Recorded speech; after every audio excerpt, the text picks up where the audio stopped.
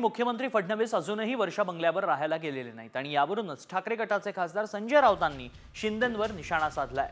फडणवीसांना वर्षावर राहायला ते का जात नाही त्याचं उत्तर शिंदेंनीच द्यावं असा सवाल राऊतांनी उपस्थित केला।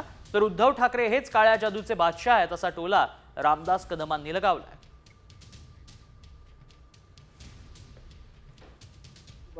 देवेंद्र फडणवीस वर्षा बंगल्यावरती राहायला येणार नाहीत। तिथे त्यांचे 2 बंगले आहेत। वर्षा बंगल्याचा उपयोग ते ऑफिस कार्यालयासाठी ते करणार आहेत अशी माझ्याकडे माहिती आहे।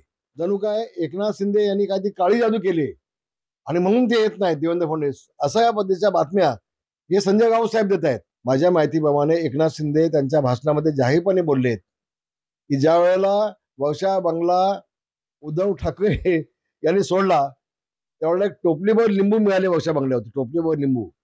म्हणून काळ्या जादूचे बादशाह हे तुमचे उद्धव ठाकरे आहेत तरच आपण विचारलं पाहिजे असं मला वाटतं। हे जे रामदास कदम आहेत ते स्वामी रामदास नाहीये की ज्यांचं तुम्ही ऐकायला पाहिजे।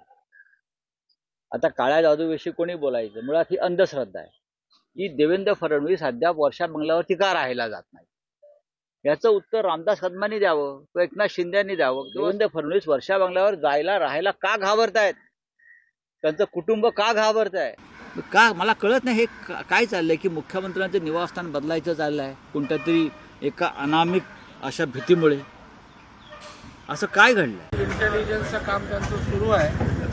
आता मला माहित नाही त्यांना कुठला माहिती मिळाली, परंतु असेल तर त्याच्यामध्ये काय आहे, जे काय कुठल्या भुयाराचा शोध लावायचा आहे की काय त्याच्यामध्ये एक आपले वर्ष आहे ते जर चांगल्या पद्धतीनं विकसित होत असेल, महाराष्ट्राचा मुकुटमणी आहे, मुख्यमंत्र्यांचं देवस्थान आहे, त्याच्यामुळे राणा भीमदेवी थाटात काहीतरी मोठा शोध लावला अशा प्रकारच्या थाटात संजय राऊतांनी काही राहायचं कारण नाही।